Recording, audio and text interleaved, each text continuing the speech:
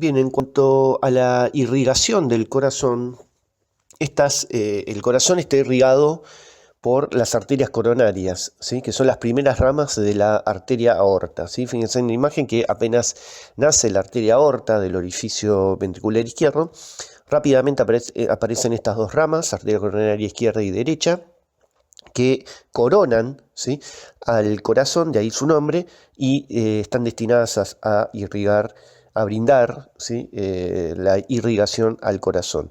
La arteria coronaria izquierda nace del seno de Valsalva correspondiente del lado izquierdo y tiene un trayecto aproximadamente de 0,5 a 2 centímetros y rápidamente, ¿sí?, se ubica en el extremo superior del surco interventricular, ¿sí?, anterior, ¿sí?, sobre la cara anterior del corazón, y rápidamente ahí se bifurca en dos ramas, la rama circunfleja y la rama descendente anterior. La rama descendente anterior recorre todo el surco interventricular anterior y cuando llega a la punta, ¿sí?, se dirige hacia el vértice, hacia abajo, hacia el lado posterior e inferior, y pasa a denominarse arteria apexiana, mientras que la arteria circunfleja se dirige hacia el surco aurículo-ventricular izquierdo, ¿sí?, y está destinado a irrigar el aurícula izquierda y parte del ventrículo izquierdo. La descendente anterior, que es una de las más importantes, da diferentes ramas, entre ellas las ramas que van destinadas a irrigar 2/3 partes anteriores del tabique interventricular. Tenemos ramas ventriculares derechas y ramas ventriculares izquierdas, ¿sí?, que están destinadas a irrigar la cara anterior y lateral del ventrículo izquierdo. Obviamente la coronaria izquierda es una de las arterias más importantes de todo nuestro cuerpo, ¿sí?, porque es el lugar más frecuente donde se producen los infartos agudos de miocardios. Bien, en cuanto a la coronaria derecha, esta tiene un trayecto de aproximadamente también 1 o 2 centímetros, se ubica rápidamente, la cubre parte de la orejuela derecha, de la aurícula derecha, rápidamente se ubica en el surco auriculoventricular derecho, como vemos en la imagen, y de ahí se dirige, emite ramas que están destinadas a irrigar, digamos, como la porción más anterior y lateral derecha del ventrículo derecho, y también emite ramas auriculares para irrigar la aurícula derecha. Posteriormente se inclina hacia abajo, ¿sí?, hacia la cara inferior, sigue el recorrido del tabique auriculoventricular derecho hasta llegar a la famosa cruz de Haas, que es el entrecruzamiento entre el surco interauricular, surco interventricular posterior o inferior y el surco auriculoventricular, ¿sí? Ahí se encuentra con el seno coronario y pasa a llamarse descendiente posterior, ¿sí?, y se termina anastomosándose con la arteria apexiana, ¿sí? Esta rama descendiente posterior se ubica en el tabique interventricular posterior, ¿sí?, y termina irrigando todo lo que es la cara inferior de ambos ventrículos y se dirige hacia el ápex, donde se va a encontrar con la arteria apexiana, que era rama de la descendente anterior. Los nodos sinoauricular. El nodo sinoauricular está irrigado en su mayor parte en la población, un 55-60%, lo irriga la arteria coronaria derecha, mientras que el nodo auriculoventricular en un 90% de los casos está irrigado por la coronaria derecha, ¿sí? De ahí que parte también de la importancia, junto con el origen de la descendiente posterior, de que la dominancia está más que nada por la coronaria derecha. Acá tenemos una foto de un preparado cadavérico del corazón en donde podemos ver claramente la ubicación de las arterias coronarias. Fíjense en cómo recorre los surcos auriculoventriculares correspondientes que nombramos anteriormente. Recuerden que estas arterias están recorriendo en lo que es en la capa epicárdica, ¿sí? Recuerdan el epicardio que describimos anteriormente, que era la tercera capa, la más externa del corazón, el epicardio, que tenía el mesotelio y el tejido adiposo, ¿no? Bueno, en esta capa epicárdica, acá, como pueden ver, ¿sí? Es recorrida por las arterias coronarias, ¿sí? Esas arterias coronarias también poseen una cobertura de grasa, que es grasa epicárdica, ¿está bien? Que hoy en día tiene una importancia bastante relevante desde el punto de vista patológico, ¿sí? Y estas dos arterias, coronaria derecha e izquierda, se terminan anastomosándose en sus terminales en sus ramas que tienen diámetro más pequeño, ¿sí? Se terminan anastomosándose y de esa manera, si la oclusión de una de las ramas de una de las coronarias se ocluye, puede ser el territorio que irriga esa zona ocluida, puede ser suplementado por la otra arteria, ¿sí? Ya que hay anastomosis a nivel de las ramas más finas tanto de la coronaria derecha e izquierda. No obstante, esta oclusión tiene que ser lenta en el tiempo, ya que si es brusca, ¿sí? No va a dar tiempo para que estas pequeñas anastomosis puedan suplir, ¿sí? ese déficit de irrigación.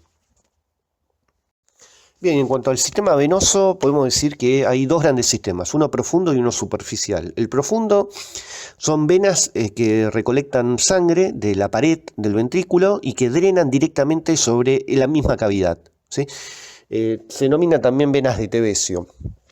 Pero el sistema más importante y más desarrollado es el sistema superficial, ¿sí? En donde acá podemos ver, esto es una cara posterior inferior del corazón. En el centro de la imagen podemos ver a la aurícula izquierda. Y fíjense que por debajo, en lo que es el surco auriculoventricular, también en la entrecrucijada, mejor dicho, del surco auriculoventricular derecho, izquierdo, y el surco interventricular e interauricular, lo que vendría a ser la cruz de Haas, se encuentra el seno coronario, ¿sí? Esta gran vena colectora donde va a drenar prácticamente toda la sangre, ¿sí? de las diferentes partes del corazón, ¿sí? Fíjense que recibe la desembocadura de la vena cardíaca magna o coronaria mayor, ¿sí? que digamos que es la que tiene el mismo recorrido que prácticamente la coronaria izquierda, ¿sí? O sea que drenaría todo el territorio que irriga la coronaria izquierda, ¿sí? Esto implica también a lo que vendría a ser el territorio comprendido en el surco interventricular anterior, que es donde está la descendente anterior, y el territorio de la circunfleja, que recorre el surco auriculoventricular izquierdo, ¿sí? Y la vena cardíaca menor, acá a la derecha, señalado, que drena todo lo que es la sangre que proviene en el mismo recorrido que hace la coronaria derecha, ¿sí? Y la vena cardíaca media, ¿sí? Que recolecta toda la sangre que proviene de todo el territorio que irriga la descendente posterior, que recuerden que era la rama de la arteria coronaria derecha, ¿sí? Recuerden que la descendente posterior está recorriendo el surco interventricular posterior, que es el que vemos acá, y tiene el mismo recorrido, ¿sí? Que la vena cardíaca media. ¿Dónde termina luego el seno coronario? Bueno, desembocando a nivel de la aurícula derecha. Bien, vamos a hablar de las características morfológicas de los vasos sanguíneos, ¿sí? Recuerden que los vasos sanguíneos es un sistema de conductos, ¿sí? Que está encargado de conducir, ¿sí? La sangre desde el corazón hacia los tejidos, esto vendría a ser el sistema arterial, y desde los tejidos hacia el corazón, lo que vendría a estar representado por el sistema venoso. Existen características que son generales, tanto para las arterias como para las venas, ¿sí? De las cuales ambos vasos están compuestos por tres capas o túnicas, que son la túnica íntima, la túnica media y la túnica adventicia. La túnica íntima es la que es la más interna de las capas, la que está en contacto con la sangre, mientras que la adventicia es la más externa, ¿sí? Que es la capa más externa de los vasos sanguíneos. Bien, podemos ver nuevamente que tanto las arterias como las venas poseen un patrón histológico básico, común, que está conformado por tres túnicas, íntima, media y adventicia, como nombramos anteriormente, pero también hay características histológicas que diferencian a una arteria de una vena, como por ejemplo el espesor de la pared y la composición de cada una de estas túnicas. Después más adelante desarrollaremos este tema. En la parte inferior del gráfico podemos ver lo que es un lecho microvascular, en donde las arterias aportan sangre hacia los capilares, ¿sí? Y posteriormente las venas recolectan esta sangre desde los capilares hacia el corazón nuevamente. Este vendría a ser como el patrón del recorrido de la sangre. Sin embargo, no necesariamente toda la sangre tiene que pasar desde las arterias a los capilares y luego a las venas, sino que en algunas zonas de nuestro cuerpo existen lo que se llama anastomosis arteriovenosas, que se encuentra ahí en la figura, que son rutas directas entre las arterias y las venas que bypasean los capilares. Ejemplo de anastomosis arteriovenosas las encontramos en la piel, de las zonas sacras, es decir, por ejemplo, en la punta de los dedos, en la nariz y en los labios, ¿sí? Y tiene una función más que nada de termorregulación.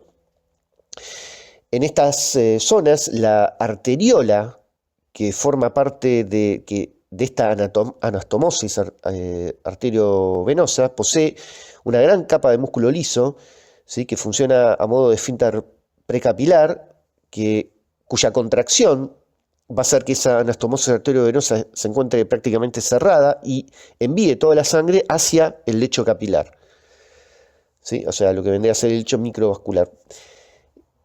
Capilares y luego a las vénulas. En cambio, cuando se relaja el músculo liso de esta arteriola de la anastomosis arteriovenosa, va a desviar toda la sangre, ¿sí? Hacia el territorio venoso sin pasar por el lecho capilar. Esto tiene una función más que nada, como les dije, de termorregulación, ya que el cierre de esta anastomosis va a determinar que la sangre fluya por el lecho capilar, ¿sí? Aumentando la pérdida de calor, ¿sí? Especialmente en estas zonas sacras, como les comentaba, y de la misma manera la apertura de la anastomosis arteriovenosa en la piel va a reducir el flujo sanguíneo en los capilares cutáneos, conservando el calor en el cuerpo. Bien, vamos a hablar un poco de la organización general ahora de los vasos sanguíneos, ¿sí? A modo grosero, porque ahora vamos a hablar detenidamente de cada una de los componentes de la pared vascular. A modo grosero podemos decir que las tres túnicas que conforman la pared del vaso, túnica íntima, media y adventicia, como vemos en este gráfico que corresponde a una arteria de gran calibre, podemos decir que la túnica íntima está conformada, ¿sí? Por un endotelio, o sea, un epitelio plano simple que está en contacto con la luz vascular y con la sangre. Por debajo un tejido conectivo subendotelial.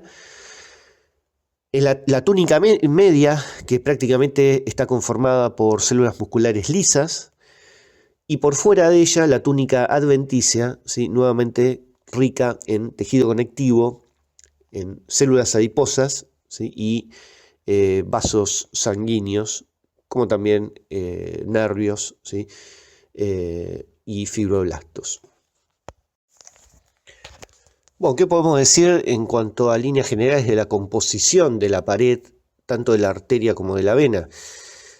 La túnica íntima está conformada, la composición está dada por el endotelio, como nombramos anteriormente, por debajo la lámina basal, que la separa de la capa subendotelial, que consiste en tejido conectivo laxo, y por debajo de esta capa subendotelial encontramos una lámina elástica interna. Los tres primeros componentes, endotelio, lámina basal y capa subendotelial, están prácticamente en las arterias y las venas de cualquier tipo de diámetro, ¿sí? La lámina elástica interna, sí, generalmente aparece, pero después vamos a ver detalladamente que en algunos tipos de venas, ¿sí?, puede no aparecer estrictamente, ¿sí? La túnica media, que es la túnica más prominente del sistema arterial, está formada por músculo liso, fibras colágenas y elásticas y proteoglucanos, mientras que la túnica adventicia, que es la túnica más prominente del sistema venoso, está formado por tejido conectivo, ¿sí?, y una lámina elástica externa, ¿sí?, que la delimita con la túnica media. De la misma manera que comentamos anteriormente, esta lámina elástica externa puede no estar tan desarrollada en el caso del sistema venoso y puede formar y puede estar expresada en forma de fibras elásticas. Bueno, según el tamaño de las arterias y las venas, estas se clasifican para el caso de las arterias, en arteria grande o denominada arteria elástica, fíjense en el diámetro, mayor a 1 centímetro, arteria media o arteria muscular, con un diámetro entre 2 y 10 milímetros, arteria pequeña, entre 0,1 y 2 milímetros, arteriola, entre 10 y 100 micras, y capilar, entre 4 y 10 micras, ¿sí? Recuerden que el glóbulo rojo tiene aproximadamente un diámetro de 7 micras. Para el caso del sistema venoso, de la misma manera, empezando de menor tamaño a mayor, la vénula postcapilar tiene un diámetro de 10 a 50 micras, la vénula muscular entre 50 y 100, la vena pequeña de entre 0,1 y 1 milímetro, la vena mediana entre 1 y 10 milímetros y la vena grande más de 1 centímetro. Bien, vamos a comenzar a describir primero las arterias grandes o elásticas, que como dijimos tenían un diámetro mayor a 1 centímetro.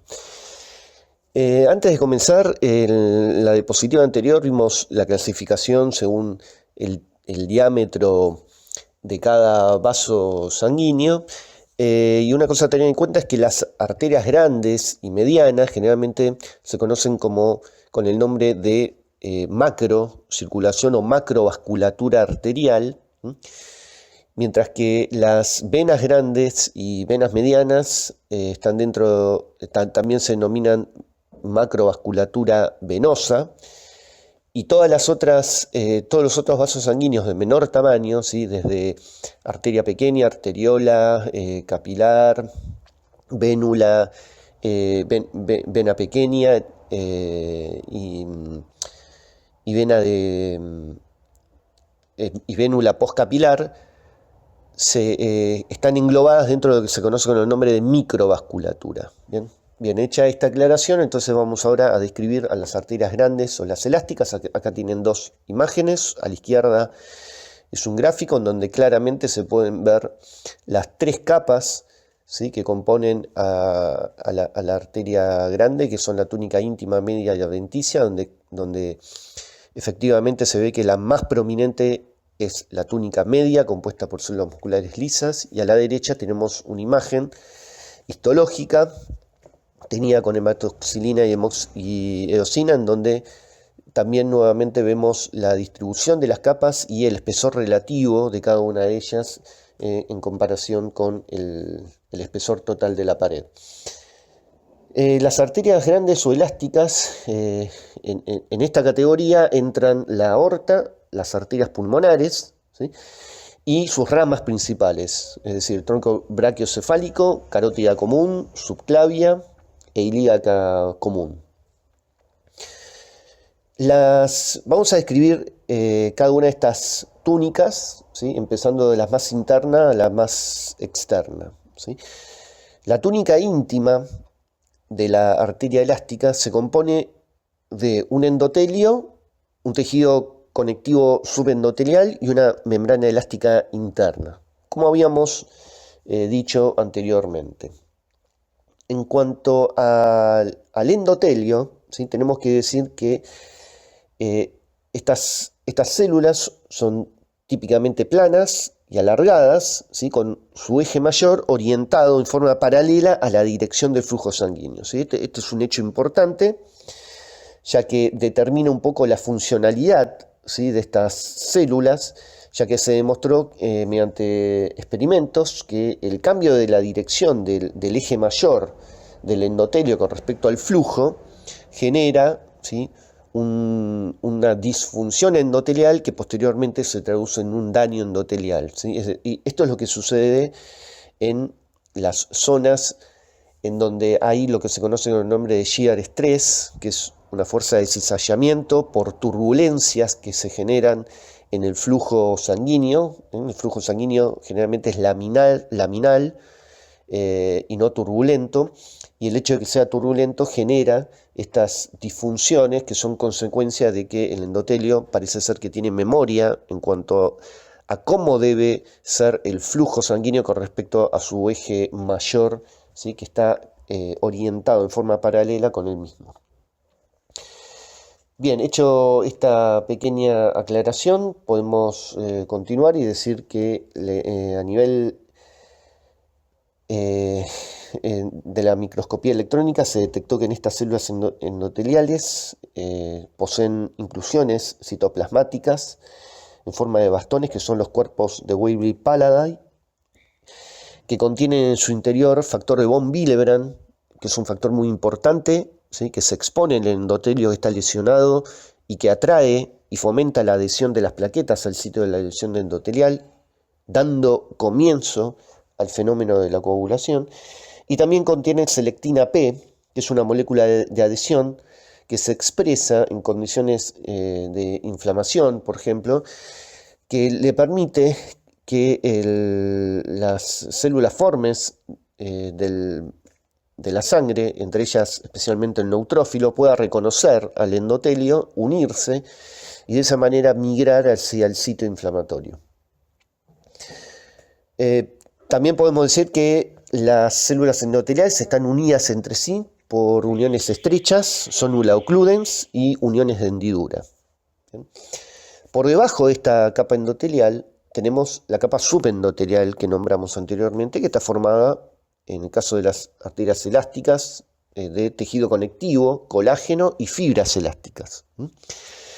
El tipo de célula principal es la célula muscular lisa, que además de ser contráctil tiene un fenotipo secretor, en donde sintetiza y secreta sustancia fundamental extracelular, como también fibras colágenas y elásticas, ¿sí? Puede haber algún que otro macrófago también en la íntima residiendo, ¿sí?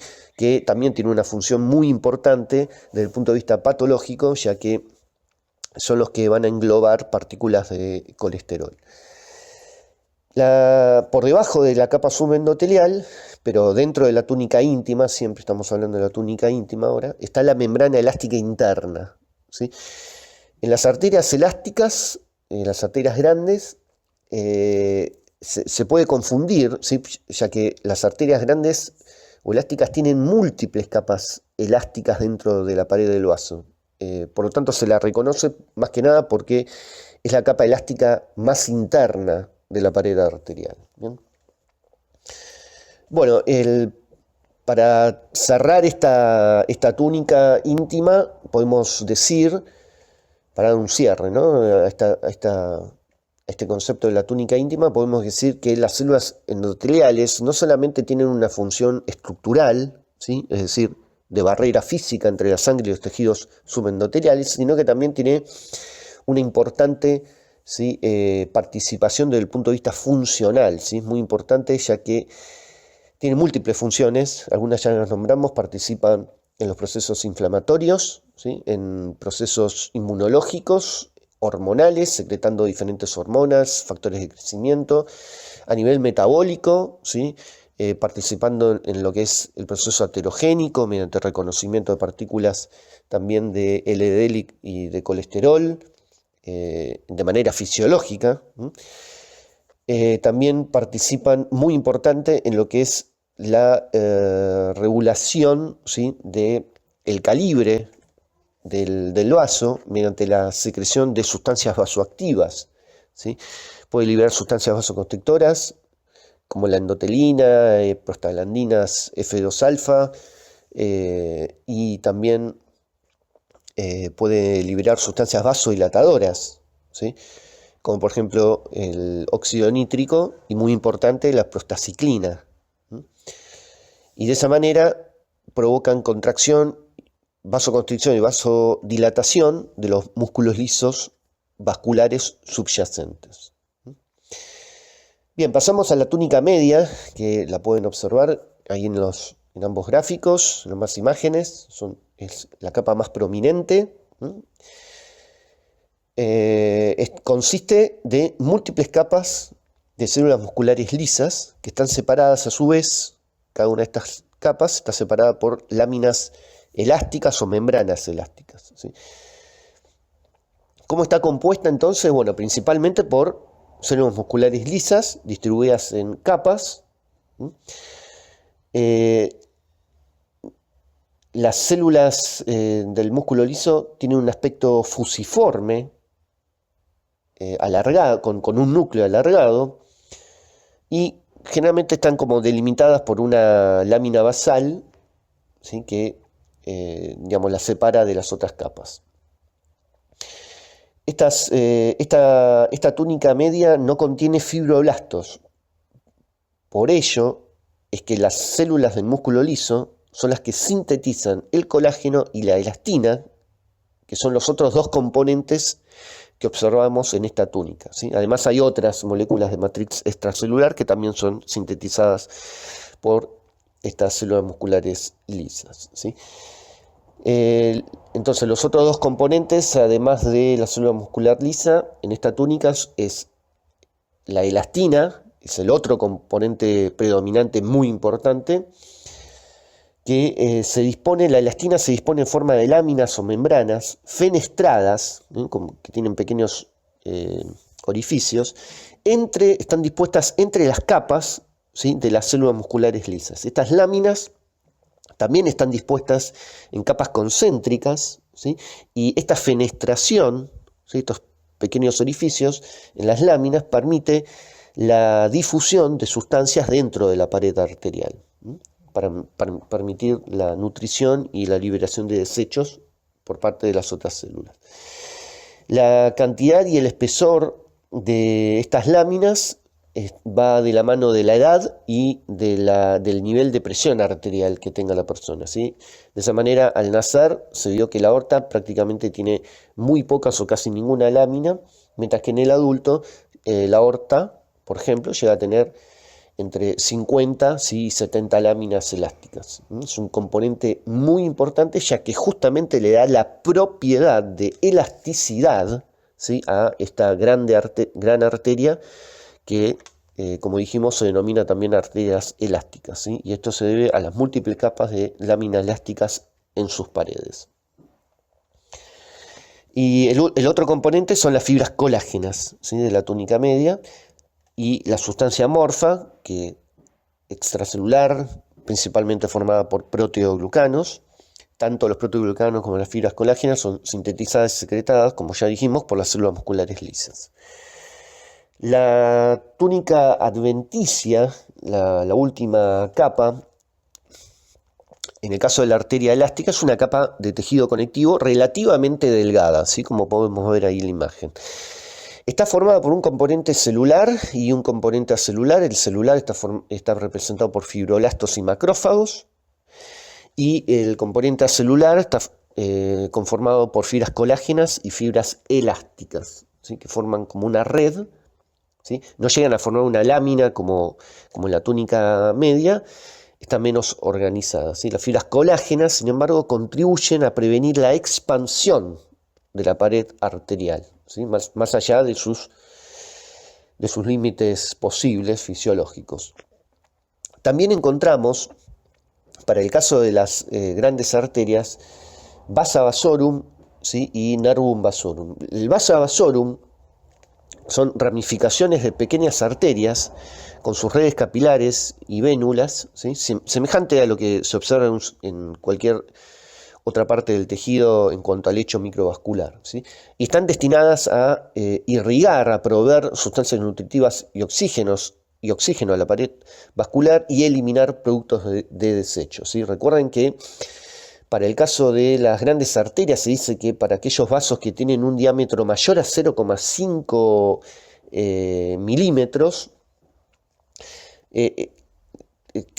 cuentan con vasa vasorum, ¿sí? Porque digamos, la parte más interna de la pared vascular puede ser irrigada por simple difusión de las sustancias nutritivas desde la luz vascular, es decir, directamente de la sangre, pero cuando el espesor de la pared es muy grande, ¿sí? Los nutrientes no llegan por simple difusión, siendo necesario por ello este sistema, ¿sí? De irrigación de vasa vasorum para poder suplir desde el punto de vista nutricional y de oxígeno a la pared más externa del vaso. ¿Bien? Y por último los nervum vasorum, ¿sí? Que son componentes del sistema nervioso simpático, ¿sí? Son fibras nerviosas simpáticas que liberan noradrenalina, ¿sí? Para producir vasoconstricción. Bien, y para ir cerrando, ahí yo les puse abajo de todo, dice el efecto Wink-Kessel. En la próxima filmina vamos a detallar muy bien qué significa esto, que va de la mano de esta función que tienen las grandes arterias, dada por su componente estructural principal, que es la elastina. Muy bien, los invito entonces a entrar a este canal de YouTube, ¿sí? Donde podrán ver lo que se denomina, para comprender mejor lo que es el efecto Wink-Kessel, ¿sí? El efecto Wink-Kessel es un reflejo de la importancia de la elasticidad que tienen las grandes arterias, ¿sí? ¿Por qué? Porque gracias a esa elasticidad permite lo que se denomina la continuidad del flujo sanguíneo. Si el corazón y el aparato circulatorio fuese solamente una bomba mecánica, ¿sí? Con caños rígidos, la nutrición de los tejidos dependería solamente del momento sistólico del corazón, es decir, el momento en que se contrae el corazón, mientras que en la diástole no habría flujo. Eso es incompatible con la vida. Por eso la naturaleza diseñó este tipo de propiedad que tienen las arterias grandes, que es la propiedad de elasticidad, ¿sí? Desde el punto de vista funcional, entonces, las arterias elásticas, si bien sirven como vía de conducción, facilitan el movimiento continuo y uniforme de la sangre a través de estos conductos, ¿sí? Nuevamente, para poder comprenderlo,